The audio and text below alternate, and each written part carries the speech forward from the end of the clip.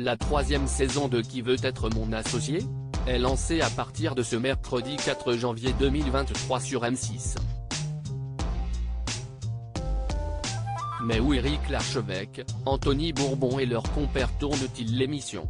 À partir de ce mercredi 4 janvier, des dizaines d'entrepreneurs vont se présenter dans l'émission qui pourrait bouleverser leur vie. Qui veut être mon associé revient sur M6 à partir de 21h10.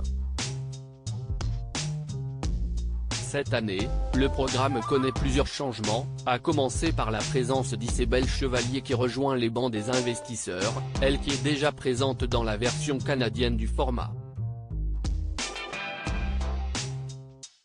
En revanche, les investisseuses Sophie Méchali et Isabelle Veil, qui avaient fait leur arrivée l'année dernière, ne seront pas de retour.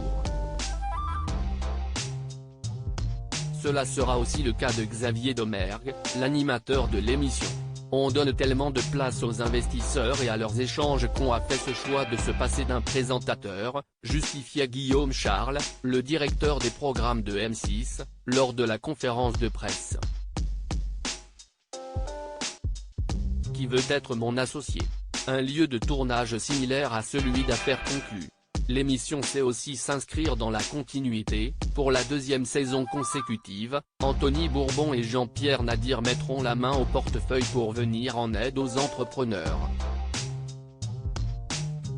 Les visages emblématiques du programme, à savoir Delphine André, Éric Larchevêque et Marc Simoncini, ont également répondu positivement à l'appel.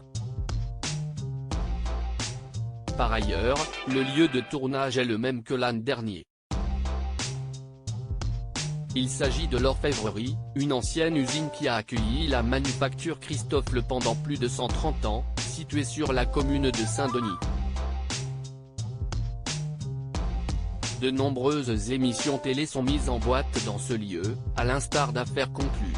Quelle audience pour les 2 premières saisons de Qui veut être mon associé? La saison dernière, Qui veut être mon associé avait pu voir une hausse de son audience par rapport à l'année précédente. En 2021, les 5 épisodes avaient été suivis en moyenne par 1,75 million de personnes pour une part de marché de 9%. C'était légèrement plus qu'en 2020, pour sa première édition, le programme animé par Julien Courbet à l'époque avait conquis 1,60 million de téléspectateurs, soit 8,3% de part d'audience. À lire aussi Qui veut être mon associé? M6, quel investisseur a misé le plus d'argent lors de cette saison 2?